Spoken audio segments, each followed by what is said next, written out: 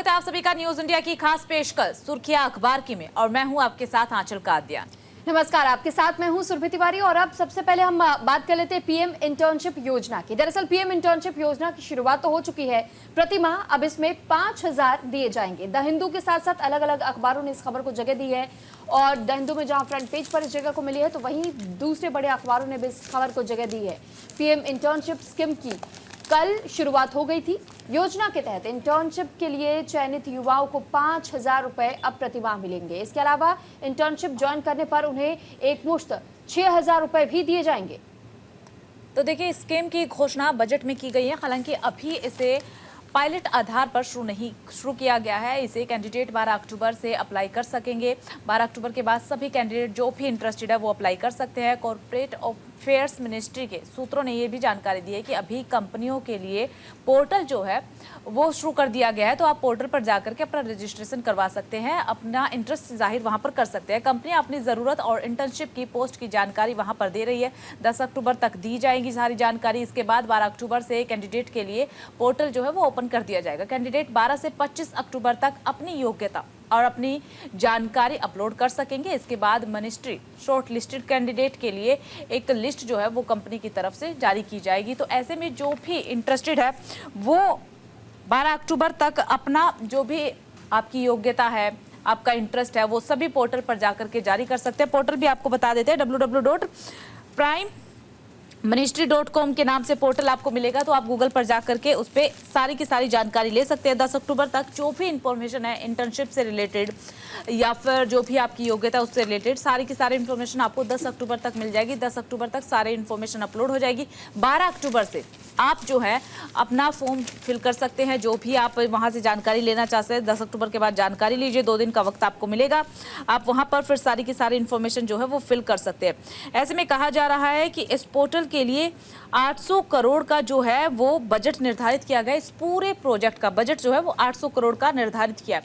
तो देखिए, हर एक अखबार में इस खबर को अहम जगह दी गई है और प्रधानमंत्री नरेंद्र मोदी ने इस पोर्टल का जब भी जिक्र किया तो साथ ही साथ युवाओं को लेकर के तमाम महत्वपूर्ण बातों का जिक्र पीएम नरेंद्र मोदी की तरफ से किया गया है। कहा है कि हम चाहते हैं कि जो यंगस्टर है वो ज्वाइन करे, घर बैठे उन्हें ट्रेनिंग दी जाएगी, ट्रेनिंग एक्सरसाइज भी होगी और हर एक चीज़ जो है वो उन्हें अपडेट करवाई जाएगी।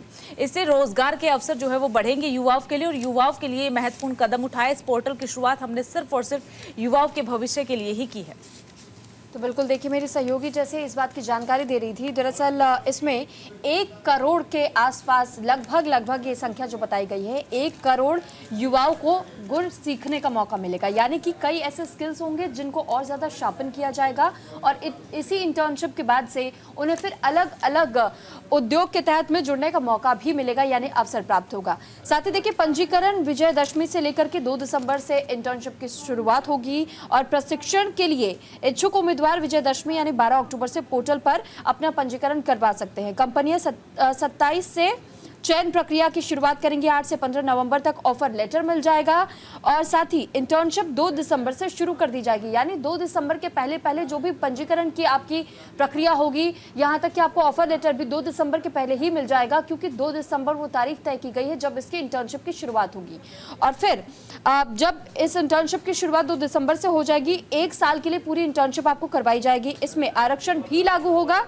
योजना पर कॉर्पोरेट कार्य मंत्रालय नजर भी बनाए रखेगा। यानी कि जो भी अगर चिन्हित किए जाते हैं इंटर्नशिप के तौर पर, तो ऐसे में 1 साल तक के लिए आपको इस इंटर्नशिप के दौरान तमाम अलग अलग स्किल्स के तहत में जोड़ने का काम किया जाएगा। आपके स्किल्स को और ज़्यादा मजबूत किया जाएगा ताकि आप आने वाले समय में अपने आप को और ज़्यादा बेहतर लक्ष्य की ओर बढ़ा सके और अलग अलग कंपनियों में आप हिस्सा ले सके। और साथ ही देखिए, युवाओं को रोजगार के लिए काबिल बनाने के लिए केंद्र सरकार की ओर से पायलट आधार पर प्रधानमंत्री इंटर्नशिप योजना की शुरुआत की गई है। इससे पहले आपको याद होगा कि किस तरीके से विपक्षी दलों की तरफ से हर बार ये मुद्दा उठाया जाता है कि अब तक की केंद्र सरकार ने आखिर रोजगार के लिए क्या व्यवस्थाएं की है। रोजगार के तौर पर अगर आप देखें तो युवाओं के पास कुछ भी नहीं है। यहाँ तक कि अग्निवीर स्कीम तक में बदलाव कर दिया गया और इसको लेकर भी कई बार विपक्ष हमले कर चुका है। लेकिन अब प्रधानमंत्री नरेंद्र मोदी ने खुले मन से ही यह कहा था कि हम इंटर्नशिप एक कार्यक्रम यानी एक अभियान की शुरुआत हम करने जा रहे हैं। इसमें न केवल युवाओं के स्किल्स को पॉलिश किया जाएगा, बाकायदा इस इंटर्नशिप की प्रक्रिया के बाद से उन्हें अलग अलग ऑफिसेस, अलग अलग कंपनियों में अवसर भी मिलेंगे काम करने के और अच्छा पैकेज भी मिलेगा। यानी कि रोजगार के माध्यम अब हमारी सरकार खोल रही है। तो देखिए, रोजगार के माध्यम तो सरकार की तरफ से खोले ही जा रहे हैं और ऐसे में जैसे ही पोर्टल की शुरुआत हुई तो कई बड़े ब्रांड्स जो बड़ी कंपनियां हैं वो इस पोर्टल के साथ लाइनअप भी कर चुके हैं। आपको बता देते हैं, महिंद्रा ग्रुप बताया जा रहा है, सबसे बड़ा ग्रुप है महिंद्रा ग्रुप, वो ज्वाइन कर चुका है। मैक्स लाइफ इंश्योरेंस जो है वो भी इन्हें ग्रुप कर चुका है। तो ये कई बड़े ग्रुप है जो कि जैसे ही पोर्टल की शुरुआत हुई है, पोर्टल का जिक्र किया गया तो विद इन आवर्स इन बड़ी ब्रांड ने इनके साथ लाइनअप भी कर लिया है, ज्वाइनिंग भी कर लिया है इस पोर्टल को लेकर। तो तमाम कहा जा सकता है कि युवाओं को काफी ज्यादा फायदा होने वाला है जैसे इसकी शुरुआत होगी। बहरहाल खबरों में आगे बढ़ते हैं। केंद्रीय कैबिनेट ने 2 अहम योजनाओं को मंजूरी दे दी है। जो अहम योजनाएं हैं वो किसानों से जुड़ी हुई है। दरअसल किसानों की आय बढ़ाने और खाद्य सुरक्षा के लिए 1 लाख करोड़ की मंजूरी मिल गई है। कल प्रधानमंत्री नरेंद्र मोदी की अध्यक्षता में केंद्रीय कैबिनेट की बेहद ही महत्वपूर्ण बैठक हुई है जिसमें कि कई महत्वपूर्ण योजनाओं को मंजूरी दी गई है। लेकिन कई महत्वपूर्ण योजनाओं में से 2 सबसे महत्वपूर्ण योजनाओं को भी मंजूरी मिली है जिन योजनाओं का लंबे वक्त से इंतजार किया जा रहा था। दिवाली से पहले किसानों की आय बढ़ाने के लिए 2 प्रमुख योजनाओं को स्वीकृति दी गई है। साथ ही रेलवे कर्मचारियों को बोनस देने पर भी सहमति बन गई है। केंद्रीय मंत्री अश्विनी वैष्णव ने ये जानकारी दी है कि पीएम राष्ट्रीय कृषि विकास योजना के अंतर्गत किसानों से संबंधित कई योजनाओं को स्वीकृति मिल चुकी है। बैठक में कई महत्वपूर्ण फैसले लिए गए हैं। एक महत्वपूर्ण निर्णय किसानों से रिलेटेड लिया गया है। किसानों की आय बढ़ाने के लिए साथ ही साथ मध्यम वर्ग के लिए खाद्य सुरक्षा सुनिश्चित करने के लिए भी संबंधित है। तो कई योजनाओं को लेकर के बातचीत हुई है, लेकिन सबसे 2 महत्वपूर्ण योजना किसानों से रिलेटेड रही है और रेलवे विभाग से रिलेटेड रही है। तो बिल्कुल देखिए, जैसा मेरी सहयोगी ने आपको ये जानकारी दी कि रेल कर्मियों के लिए एक बड़ी सौगात, ये एक बड़ा अवसर है, तो वहीं दूसरी तरफ किसानों को भी इस योजना के तहत में साधने का काम किया जा रहा है। दरअसल किसानों की आय बढ़ाने और खाद्य सुरक्षा के लिए 1 लाख करोड़ आवंटित किए जा रहे हैं। केंद्रीय कैबिनेट ने 2 अहम योजनाओं को मंजूरी दी। कृषि के लिए जहां 69,088.98 करोड़ रुपए जारी किए गए हैं, तो वहीं दूसरी तरफ रेल कर्मियों को 78 दिन का बोनस दिया जाना है जिसमें कि 11.72 लाख कर्मियों को फायदा पहुंचेगा। अब ये समझिए कि त्योहारी सत्र में ये बड़ा तोहफा देते हुए कैबिनेट ने रेल कर्मियों को 78 दिन के वेतन के बराबर बोनस देने के प्रस्ताव को मंजूरी दे दी है। इससे 11,72,240 कर्मियों को फायदा पहुंचेगा और इस पर 2028.57 करोड़ खर्च किए जाएंगे और कर्मियों को 78 दिनों की अधिकतम देय राशि 17,951 रुपए दी जाएगी, उनके खाते में ट्रांसफर की जाएगी। वहीं दूसरी तरफ देखिए, किसानों की आमदनी बढ़ाने और मध्य वर्ग की खाद्य सुरक्षा के लिए भी केंद्रीय कैबिनेट ने प्रधानमंत्री राष्ट्रीय कृषि विकास योजना, यानी जिस तरीके से अब तक किसानों की मांगे रही है, किसानों को भी कहीं ना कहीं फायदा पहुंचाने के लिए सरकार लगातार प्रयास कर रही है और इसी प्रयत्न के तहत में इस योजना की शुरुआत होने जा रही है। और देखिए, करोड़ों रुपए भी इस पर खर्च किए जा रहे हैं। पीएम नरेंद्र मोदी की अध्यक्षता में केंद्रीय कैबिनेट ने फैसला किया था। केंद्रीय मंत्री अश्विनी वैष्णव ने इस बात की जानकारी साझा की कि पीएम RKVY टिकाऊ कृषि को बढ़ावा दिया जाएगा, जबकि KY खाद्य सुरक्षा और कृषि आत्मनिर्भरता का लक्ष्य हासिल करने में मदद करेगा। और दोनों योजनाओं में 9 अलग अलग योजनाएं जुड़ी हुई हैं, यानी कि इसमें भी सब हेडिंग्स के तहत में, सब क्लॉजेस के तहत में और भी कुछ ऐसी योजनाओं को शामिल किया गया है ताकि अधिक से अधिक ऐसे लोगों को योजनाओं का लाभ पहुंचाया जा सके जिनको वाकई इसकी जरूरत है। खासतौर पर हम किसानों का जिक्र करते, किसानों में भारी नाराजगी हमने देखी थी। आपने लोकसभा चुनाव में भी इस मुद्दे को गरमाता हुआ देखा था। यहां तक कि कई अब राज्यों के जो विधानसभा चुनाव हो रहे, तो इस दौरान भी किसानों की ओर से मुद्दे उठाए जा रहे हैं कि बीजेपी की सरकार ने हमारे लिए क्या किया है, केंद्र की सरकार ने हमारे लिए क्या कुछ किया है। अब इसी के तहत में देखिए, केंद्र सरकार की ओर से एक बड़ी पहल हम इसे मान सकते हैं कि इसकी शुरुआत की गई है। किसानों को जहां साधने की कोशिश है, तो वहीं दूसरी तरफ सरकारी कर्मचारी के तौर पर काम कर रहे रेलवे विभाग में उनके लिए भी एक बोनस है ये त्योहारी सत्र के दौरान, क्योंकि त्योहारों का जब सीजन आता है तो आपने देखा होगा कि प्राइवेट सेक्टर्स भी अपने एम्प्लॉयज को बोनस जरूर देते हैं। अब ऐसे में रेलवे विभाग के कर्मचारियों के लिए एक बहुत अच्छी खुशखबरी हम इसे कह सकते हैं, बहुत अच्छी खबर है कि उनके लिए भी एक बोनस के तौर पर 78 दिनों का बोनस जारी किया जा रहा है, जो कि सीधे उनके खाते में ट्रांसफर किया जाएगा। तो देखिए, इसी के साथ आपको ये भी बता दें कि रेल कर्मियों को 78 दिन का बोनस तो दिया ही जाएगा, लेकिन इस बोनस में शामिल रेलवे विभाग की कौन कौन से वो हैं। तो देखिए, ट्रैक मैनेजर है जिनको बोनस दिया जाएगा, लोको पायलट को मिलेगा, ट्रेन मैनेजर को मिलेगा, गार्ड को मिलेगा, स्टेशन मास्टर भी इसमें शामिल बताए जा रहे हैं। वहीं पर खाने में इस्तेमाल होने वाले तेल के उत्पादन में आत्मनिर्भर बनाने के लिए national mission on edible oil seeds को भी मंजूरी दी गई है। इस पर 10,103 करोड़ रुपए का खर्च जो है वो किया जाएगा। इसी के साथ अगर हरियाणा चुनाव का जिक्र करें तो हरियाणा चुनाव से पहले इन सभी घोषणाओं को अहम माना जा रहा है। मराठी, पाली, असमिया और बंगाली को नई शास्त्रीय भाषाओं को दर्जा दिया जाएगा। तो देखिए, एक तरफ तो हरियाणा में विधानसभा चुनाव जिसे लेकर के सरगर्मियां तेज हो गई है। हालांकि चुनाव प्रचार का शोर भले ही थम गया हो, 5 अक्टूबर को वोटिंग होने वाली है, जिसे लेकर के कई कयास जो है वो लगाए गए हैं, न केवल बीजेपी की तरफ से बल्कि कांग्रेस की तरफ से। विपक्ष ने अपनी रैलियों में किसानों का मुद्दा पूरी तरीके से भुनाने की कोशिश की। अग्निवीर का जिक्र बार बार राहुल गांधी की तरफ से और कांग्रेस पार्टी के तमाम नेताओं की तरफ से जिक्र किया गया। तो ऐसे में कई बड़े बदलाव अग्निवीर योजना में देखने को मिले। अब किसानों की नाराजगी, क्योंकि एक लंबे वक्त तक हमने देखा था कि दिल्ली के तमाम बॉर्डर्स पर किसान बैठे हुए थे, तो माना जा रहा है कि हरियाणा विधानसभा चुनाव में जो बीजेपी का आंकड़ा इस बार खिसकता हुआ नजर आ रहा है, उसके पीछे की बड़ी वजह किसान माने जा रहे हैं, किसानों की नाराजगी मानी जा रही है। हालांकि जो बीजेपी है, बीजेपी के तमाम जो नेता है, कल अनुराग ठाकुर का बयान भी सामने आया। उन्होंने कई बड़े सवाल जो है कांग्रेस पर उठाए कि जब कांग्रेस सत्ता में थी तब उन्होंने हरियाणा के किसानों के लिए क्या किया, बल्कि हमने तो हरियाणा के किसानों के लिए बहुत कुछ किया है।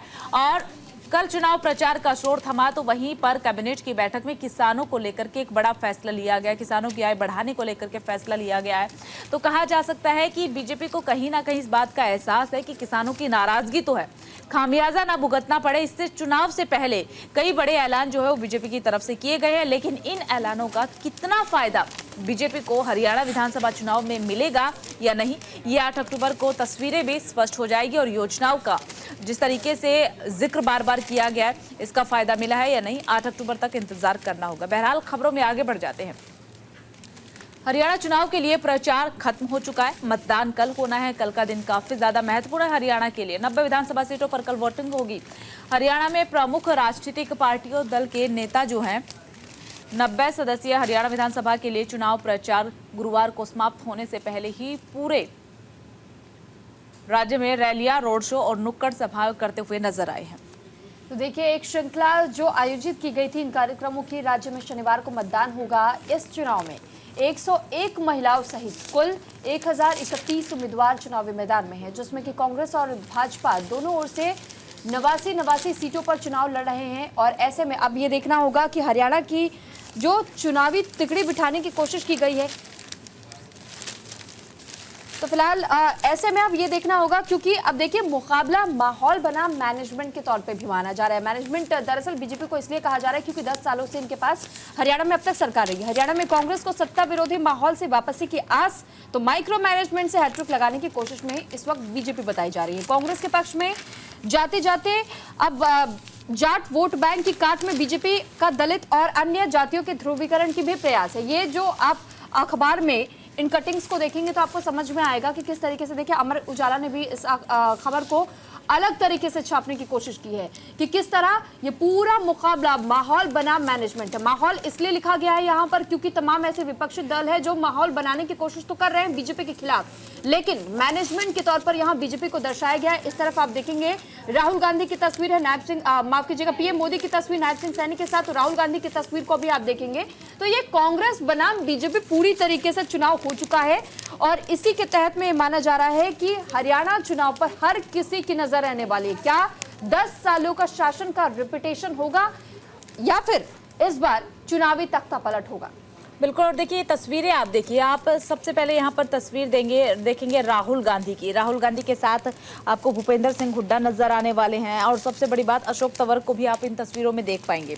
दूसरी तस्वीर इसी के जस्ट नीचे है, मुख्यमंत्री योगी आदित्यनाथ भी कल प्रचार के लिए पहुंचे थे क्योंकि कल प्रचार का अंतिम दिन था। आम आदमी पार्टी भी पुरजोर से कोशिश करती हुई नजर आई है और आम आदमी पार्टी ने भी जम करके इस बार चुनाव प्रचार किया है।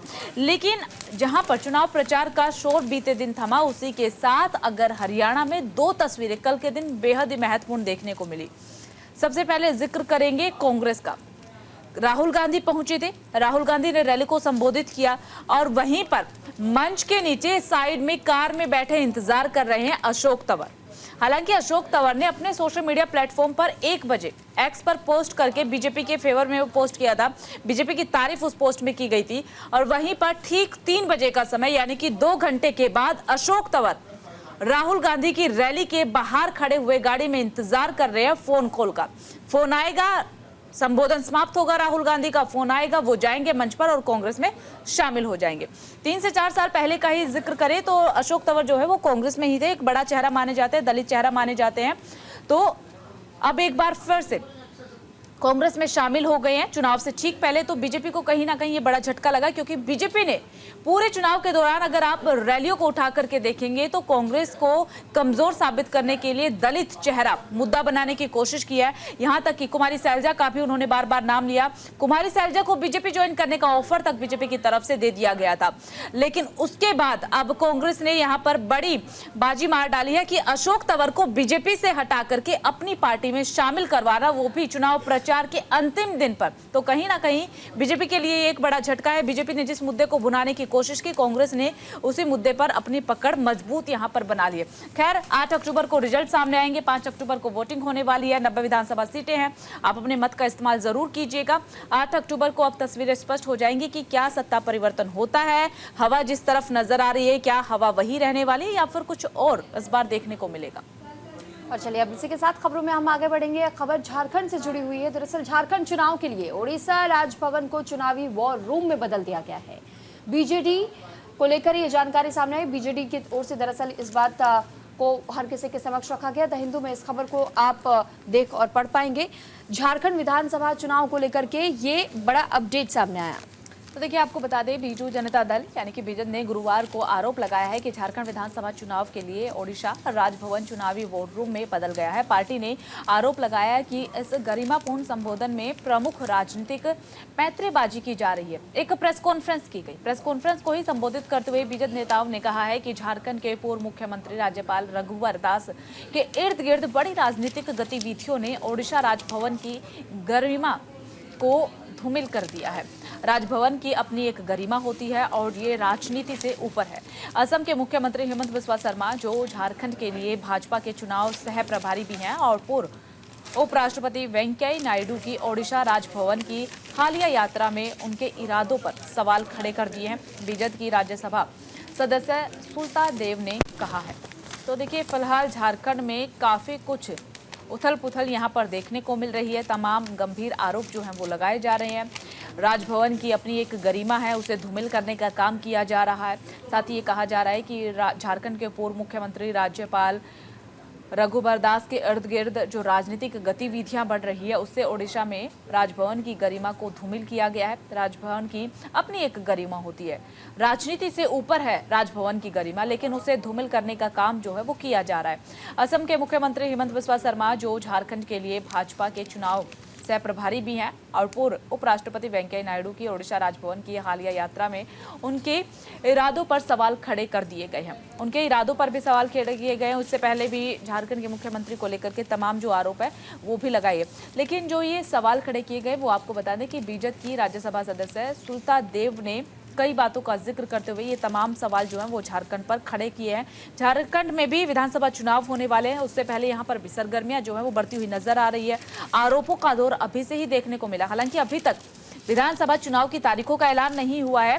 चुनाव आयोग की टीम हरियाणा और जम्मू के बाद झारखंड, महाराष्ट्र में चुनाव की तैयारियां भले ही कर रही हो, लेकिन अभी तक तारीखों का ऐलान नहीं हुआ। लेकिन उससे पहले ही झारखंड का सियासी पारा काफी ज्यादा हाई देखने को मिल रहा है। एक दूसरे पर आरोप लगातार लगाए जा रहे हैं।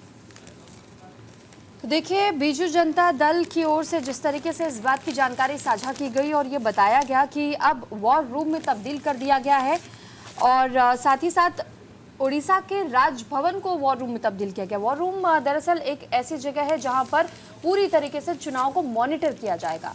यानी अगर चुनाव में किसी भी तरीके से धांधली होने की कोशिश होती है या फिर किसी तरीके से बूथ कैप्चरिंग का मामला सामने आता है, सुरक्षा व्यवस्था कैसे है, क्या मतदान करने के लिए लोग वहां पहुंच रहे हैं, नहीं पहुंच रहे, उनके लिए व्यवस्थाएं कैसी है, साथ ही साथ कहां पर कितनी संख्या में, कितने परसेंटेज में, किस समय तक में वोटिंग हुई है, ये तमाम जानकारियां एक जगह पर पूरी तरह निगरानी बनाई जाती है। और ओडिशा के राजभवन को इस जगह के लिए चुना गया है। इस पूरे जब यहाँ विधानसभा चुनाव करवाए जाएंगे तो पूरी प्रतिक्रिया पर नजर रखने के लिए यहाँ वॉर रूम ओडिशा के राजभवन को बनाया जाएगा और यहीं से पूरी प्रक्रिया मॉनिटर की जाएगी कि आखिर क्या चुनाव सही तरीके से करवाए जा रहे हैं या नहीं, क्योंकि इससे पहले ही आपने को याद होगा कि चुनाव आयोग की ओर से भी कहा गया था कि हम पूरी कोशिशें कर रहे हैं कि जिन भी राज्यों में विधानसभा के चुनाव होने हैं तो किसी भी तरह से कोई भी पार्टी ये ना कह पाए कि चुनाव आयोग की ओर से किसी एक पार्टी के ऊपर झुकाव ज्यादा रहा था, या फिर किसी प्रकार के जब एक्शन की बात आती है और जब वॉर रूम अगर दूसरे राज्यों में बनाए जाते तो ऐसे में कहीं ना कहीं सुविधा ये भी हो जाती है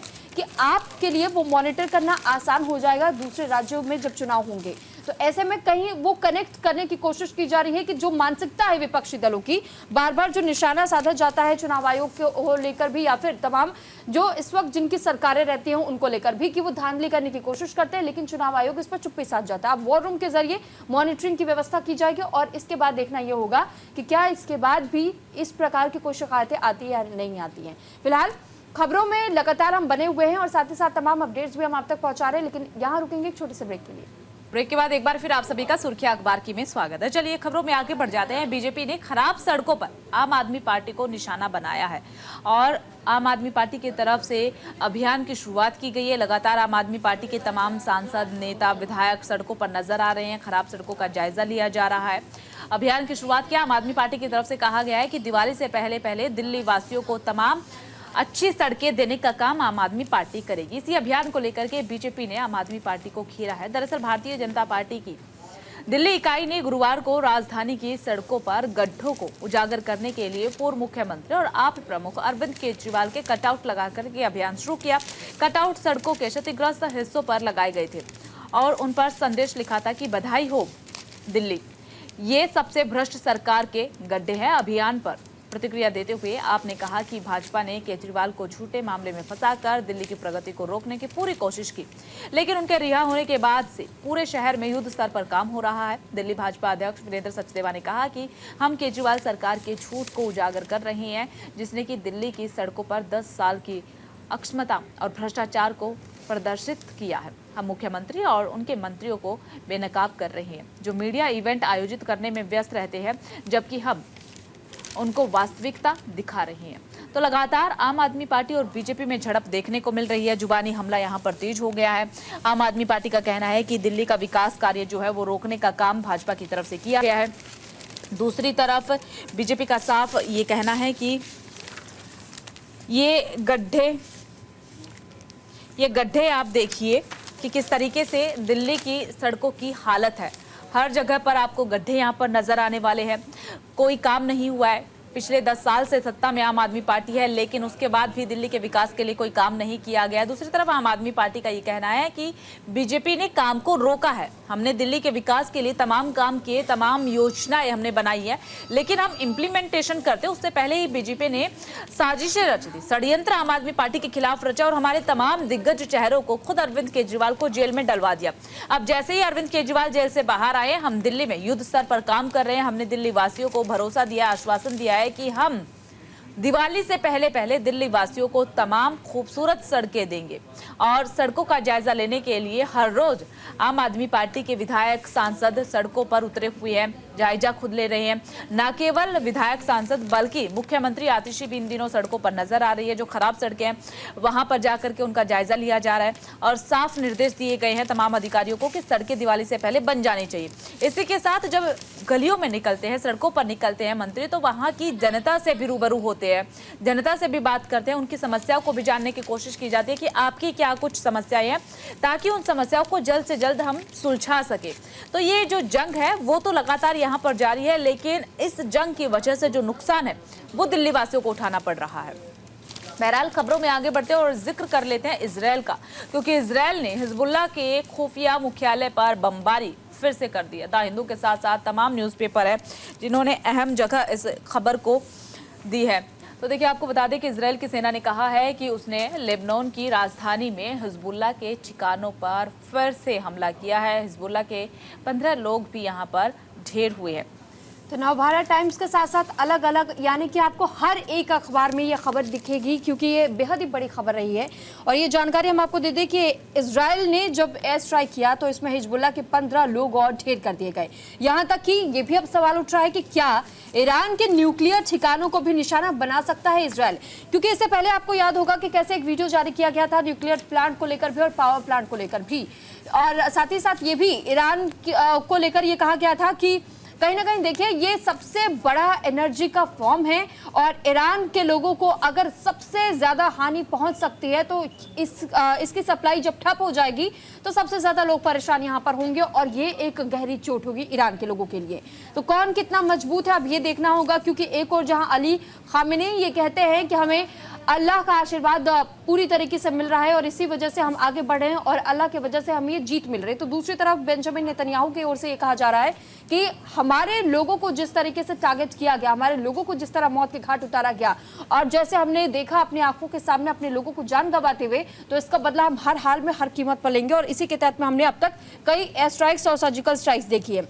सेंट्रल बेरूत में भी 9 की मौत बताई गई। आईडीएफ ने साउथ लेबनान खाली करने को तक कह दिया है। यहां तक कि अब देखिए किस तरह हिजबुल्लाह चीफ की मौत पर जहां एक और कई जगहों पर प्रदर्शन भी हुए थे। अब इसी को लेकर यह कहा जा रहा है कि एक और जहां तमाम रणनीतियां तैयार की जा रही है अलग अलग देशों के जरिए कि कैसे इस युद्ध की स्थिति को शांत करवाया जा सके, लेकिन यह स्थिति अभी भी शांत होने का नाम नहीं ले रही है। लेबनान ने यह कहा है कि 24 घंटे में हमारे 46 लोग मारे गए हैं, 85 लोग घायल हुए हैं। लेबनान की ओर से भी फायरिंग की गई थी। लेबनान ने भी इजरायल पर हमले का दावा किया था। लेबनान की सेना ने गुरुवार को यह कहा कि उसने 1 साल में गुरुवार को पहली बार इजरायल की ओर से की गई फायरिंग का जवाब दिया। सेना ने यह भी कहा कि बिंट जेबल में हमने इजरायल पर फायरिंग की है क्योंकि हमारी चौकी पर सीधा हमला किया गया था, इसी वजह से उसे खामियाजा भुगतना पड़ रहा है। वहीं दूसरी तरफ हम ये देख रहे हैं कि किस तरीके से इजरायल का साथ तमाम देशों की ओर से दिया जा रहा है, चाहे ब्रिटेन की बात करें, चाहे अमेरिका की बात करें या चाहे भारत की बात करें, तो हर तरीके से इजरायल के समर्थन में ये तमाम देश उतरे हुए। लेकिन मिडिल ईस्ट की तरफ से कहा जा रहा है कि युद्ध की आग अभी और ज्यादा धधकने वाली है और ज्यादा भड़कने वाली है और इजरायल ने हिजबुल्लाह के 200 ठिकानों को अब तक निशाना बनाया है। यहां तक ये भी कहा गया है कि जब तक अंतिम पड़ाव तक पहुंचेंगे हम, यानी कि आखिरी शख्स जो कि हिजबुल्लाह से जुड़ा हुआ है उसे जब तक हम मौत के घाट ना उतार दें तब तक इस युद्ध की आग को कोई भी शांत नहीं करा सकता है। देखिए लगातार वहां पर युद्ध देखने को मिल रहा है, लेकिन इजरायल एक साथ 4 देशों से फिलहाल लड़ाई करता हुआ नजर आ रहा है। ईरान ने भी हाल ही में हमला किया, इससे पहले भी लगातार इजरायल पर भी हमले हुए, लेकिन इजरायल ने सीधे तौर पर कह दिया है कि जो भी हमला किया जाएगा दुश्मन को उसकी कीमत तो चुकानी पड़ेगी। तो दूसरी तरफ ईरान ने भी ये कह दिया कि हम भी चूड़ियां पहन करके नहीं बैठे हुए हैं, हम भी अगर हम पर हमला हुआ तो हम भी निशाना साधेंगे। इसी के साथ आपको बताते हैं हैरत और दाहिया का हाल। दरअसल हैरत में जब ली जाती है तो वहां पर हर तरफ धमाके ही धमाके सुनाई देते हैं। ये वहां का हाल है। 16 मंजिले इमारत वहां पर एयर स्ट्राइक की वजह से ढह चुकी है। कई लोग अभी भी मलबे में दबे हुए हैं। कई लोगों को वहां से निकाला गया है। बिल्डिंगों और दुकानों का काफी ज्यादा नुकसान हुआ है। न केवल ये नुकसान हेरत में हुआ है बल्कि दाहिया का जिक्र करें तो दाहिया जो कि हेरत से करीब 2 किलोमीटर दूर है, वहां पर भी हिजबुल्लाह के बड़े कमांडर्स की मौजूदगी से दाहिया खासतौर से इजरायल के निशाने पर है। इजरायल ने यहाँ हमले की चेतावनी भी दी थी। हमले वाली जगह पहुंचने के लिए जिस रास्ते का इस्तेमाल किया जाता है वहां पर हर तरफ सिर्फ और सिर्फ मलबा नजर आ रहा है। हिजबुल्लाह चीफ की तस्वीरें वहां पर नजर आ रही है। हालांकि हिजबुल्लाह चीफ हमले में मार गिराया गया है, लेकिन उसके बाद भी वहां पर हिजबुल्लाह चीफ की जगह जगह पर तस्वीरें नजर आ रही है। हर तरफ ड्रोन की आवाज सुनाई पड़ रही है। 27 सितंबर को माना जा रहा है कि इजराइल को नसरल्ला के इलाके में मौजूद होने के इनपुट मिले थे, जिसके बाद हमला किया गया था और नसरल्ला को मार गिराया गया था। लेकिन अभी भी नसरल्ला की जो फोटोज हैं, जो तस्वीरें हैं, वो हिजबुल्लाह में तमाम जगहों पर देखने को मिलती है। जब वहां पर जाते हैं तो लगातार ये जंग शुरू हो चुकी है, लेकिन इस जंग का खामियाजा न केवल इन 4-5 देशों को भुगतना पड़ेगा बल्कि इस जंग का खामियाजा पूरी दुनिया को भुगतना पड़ेगा। आर्थिक व्यवस्था पर इसका सीधा सीधा असर अब देखने को मिल चुका है। भारत पर भी अब इसका असर पड़ता हुआ कहीं ना कहीं नजर आ रहा है। बहरहाल खबरों में आगे बढ़ जाते हैं। दिल्ली आवास में फेरबदल के तहत अरविंद केजरीवाल सिसोदिया नए पते पर जाएंगे। दैनिक भास्कर के साथ साथ तमाम न्यूज़पेपर है जहां पर अहम जगह इस खबर को दी गई है। तो बिल्कुल देखिए, आम आदमी पार्टी के 2 शीर्ष नेता पूर्व मुख्यमंत्री अरविंद केजरीवाल और उनके पूर्व मुख्यमंत्री के तौर पर अपनी भूमिका निभा रहे और साथ ही साथ देखिए शिक्षा मंत्री के तौर पर भी अपनी भूमिका निभा रहे थे मनीष सिसोदिया। तो ऐसे में दोनों ही कहीं ना कहीं अब अपने अपने पते को बदलने वाले। पार्टी के राज्यसभा सदस्यों को आवंटित लुटियंस दिल्ली में नए घरों में अब वो रहने के लिए जाएंगे।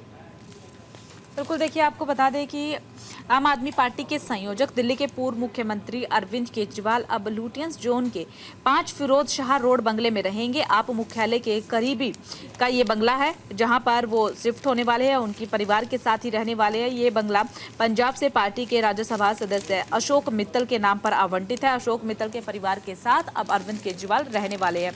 आपको बता दें कि गुरुवार को ही पूर्व deputy CM Manish Sisodia party सांसद हरभजन सिंह के नाम पर आवंटित बंगले में शिफ्ट हुए हैं। तो मनीष सिसोदिया जो है वो शिफ्ट हो चुके हैं। आज अरविंद केजरीवाल शिफ्ट हो जाएंगे। अशोक मित्तल के नाम पर आवंटित है 5 फिरोज शाह रोड, जहां पर अरविंद केजरीवाल शिफ्ट होने वाले हैं। सीएम आतिशी को बतौर कैबिनेट मंत्री मिले बंगले में रह रहे सिसोदिया। तो देखिए यहाँ पर बड़ा फेरबदल देखने को मिल रहा है। अरविंद केजरीवाल आज शिफ्ट हो जाएंगे, मनीष सिसोदिया शिफ्ट हो चुके हैं, लेकिन अब सीएम आवास खाली हो जाएगा और फिलहाल दिल्ली की कमान जो है वो मुख्यमंत्री के तौर पर आतिशी संभाल रही है। तो सवाल ये है कि अगर अरविंद केजरीवाल आवास को खाली करते हैं तो क्या आतिशी अब उस आवास में शिफ्ट होंगे? हालांकि आम आदमी पार्टी की तरफ से इस तरीके का कोई भी बयान सामने नहीं आया और जब ये सवाल पूछा जाता है तो इस सवाल के जवाब को घुमा फिरा दिया जाता है। खुल करके कोई प्रतिक्रिया सामने नहीं आ रही, लेकिन जिस तरीके से आतिशी ने अरविंद केजरीवाल की कुर्सी का भी इस्तेमाल ऑफिस में नहीं किया, तो उसके बाद अब ये भी कहा जा रहा है कि हो सकता है आतिशी अभी जहां रह रही है वहीं पर रही, अपना सामान या फिर अपने परिवार को वो शिफ्ट ना करे।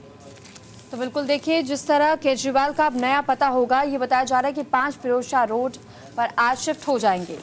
आम आदमी पार्टी के राष्ट्रीय संयोजक अरविंद केजरीवाल का नया पता 5 फिरोज शाह रोड होगा, यानी कि शुक्रवार से यानी आज के दिन से वो आपके राज्यसभा सांसद अशोक मित्तल के आवास पर ही रहेंगे। ये दूसरी बार है जब वे नई दिल्ली विधानसभा क्षेत्र में रहेंगे। इससे पहले साल 2014 में उन्हें तिलक लेन में आवास आवंटित किया गया था।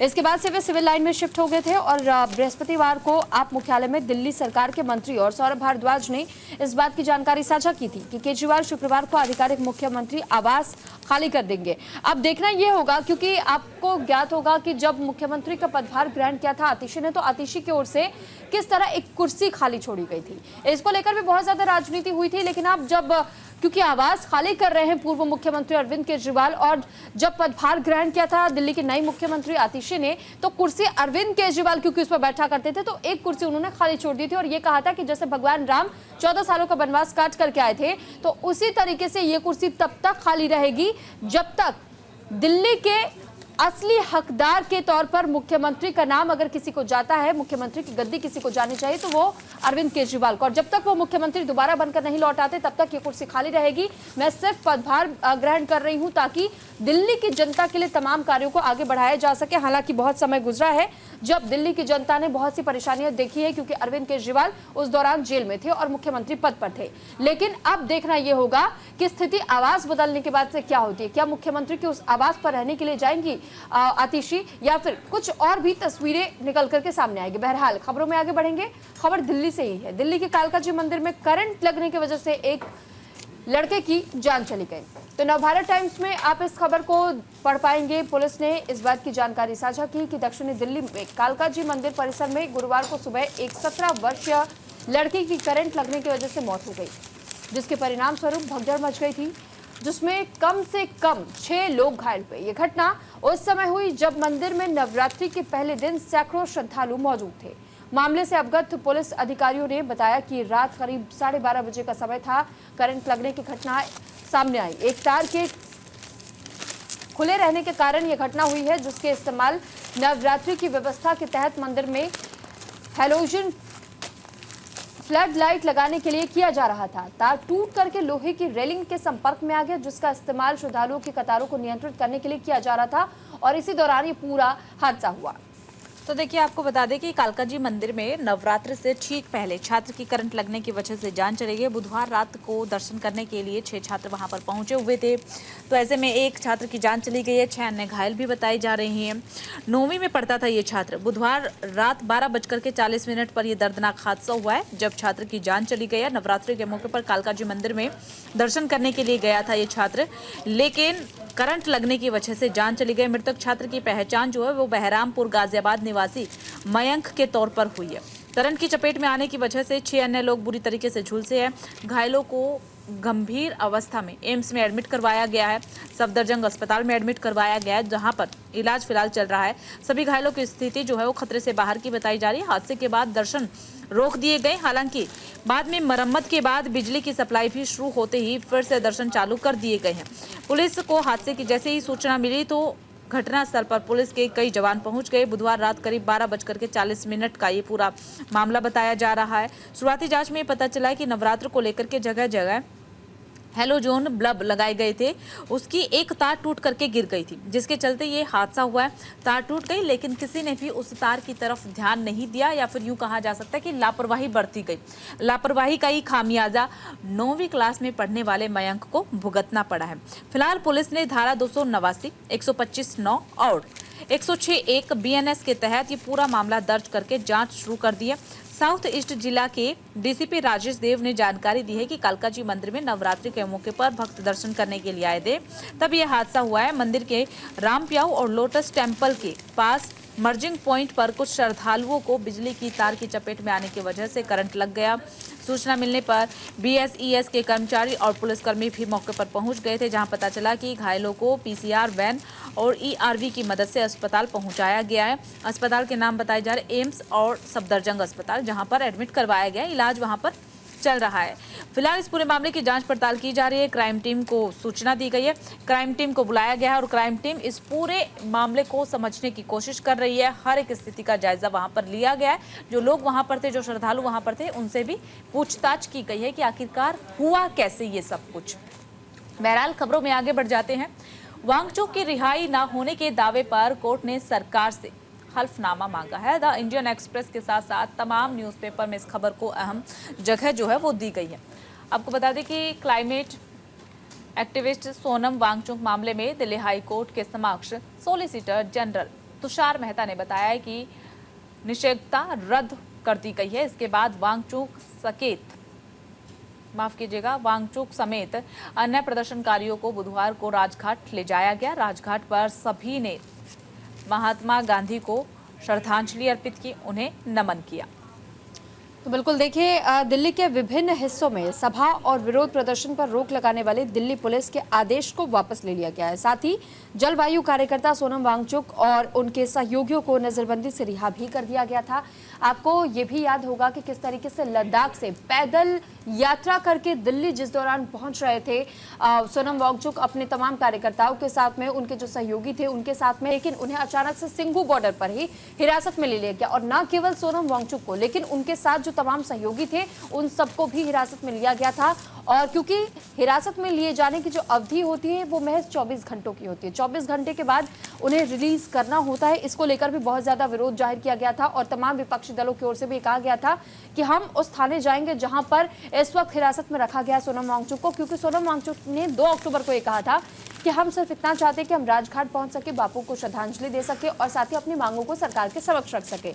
यहां तक कि सोनम वांगचुक की ओर से यह भी कहा गया था कि जो हमारी लद्दाख के लोगों की खासतौर पर मांगे हैं, उन 6 मांगों के साथ में हम प्रधानमंत्री से भी मुलाकात करना चाहते हैं। अब इसी को लेकर के विपक्ष की ओर से भी मुद्दा बनाया गया था।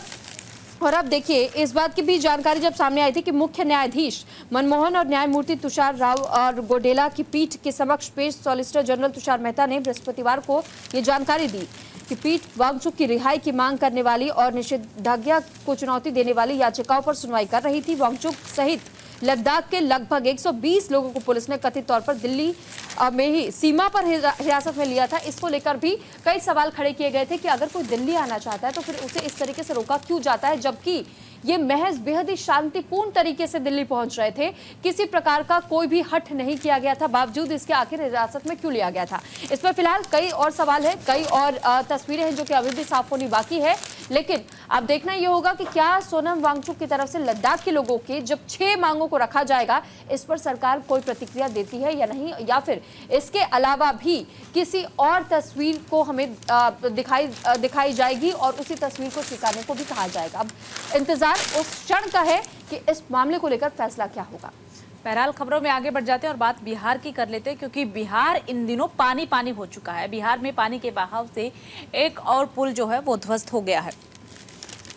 तो फिलहाल देखिए, बिहार से आपने अब तक ऐसी कई खबरें सुनी होंगी, कई तस्वीरें देखी होंगी जहां पर बार बार कई ऐसे पुल हैं जो कि टूट रहे हैं। जानकारी के मुताबिक बिहार के भागलपुर में जिले के एक जिले में और पुलिया बाढ़ की तेज धार में ध्वस्त हो गया है। दरअसल तेज बारिश और पानी के दबाव के कारण पीरपैंती बाखरपुर मुख्य मार्ग पर बना मुस्तफापुर चौखंडी पुलिया पानी में समा गया।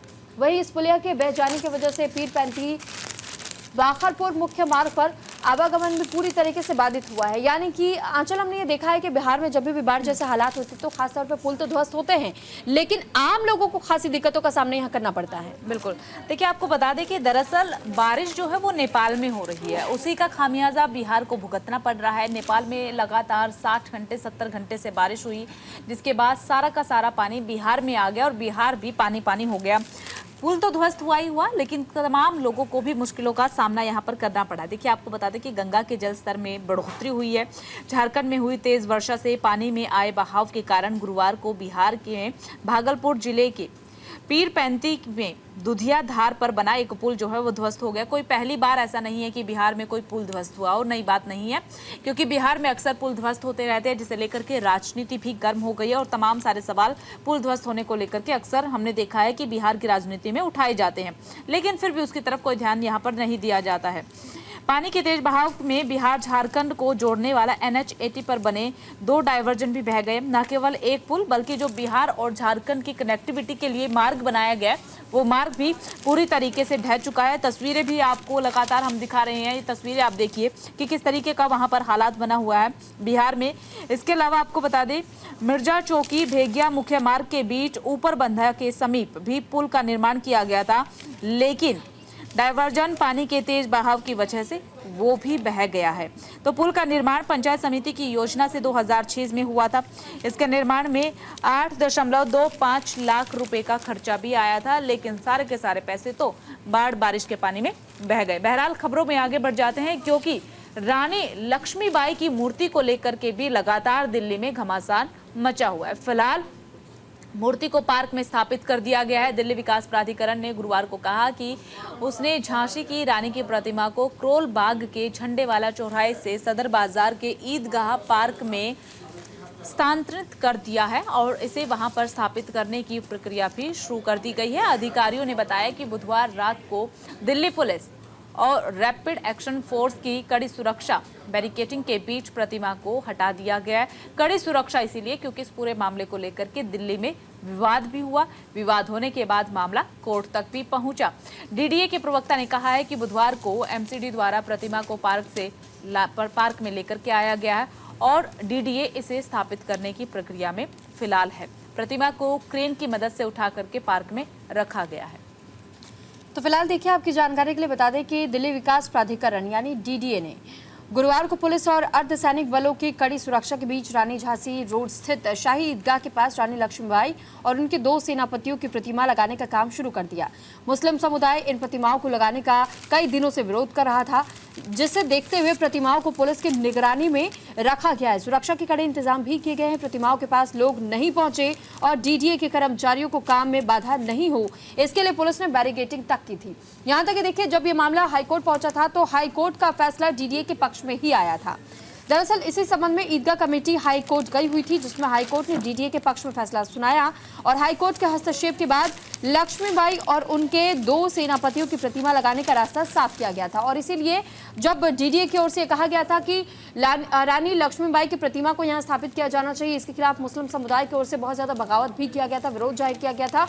बावजूद इसके जब मामला हाईकोर्ट पहुंचा और ये मामला भी कहीं ना कहीं मुस्लिम समुदाय की ओर से ही हाईकोर्ट लेकर के जाया गया था, लेकिन बावजूद इसके उन्हें हार का सामना करना पड़ा और डीडीए के पक्ष में फैसला आया हाईकोर्ट का। और साथ ही ये कहा गया कि ये जो स्थान चुना गया है डीडीए की ओर से बिल्कुल सही स्थान है और हम इस पक्ष में हैं। और इसी के तहत में कड़ी सुरक्षा के व्यवस्था के तहत ही रानी लक्ष्मीबाई की प्रतिमा और उनके 2 सेनापतियों की प्रतिमा को यहाँ बीते कल स्थापित कर दिया गया।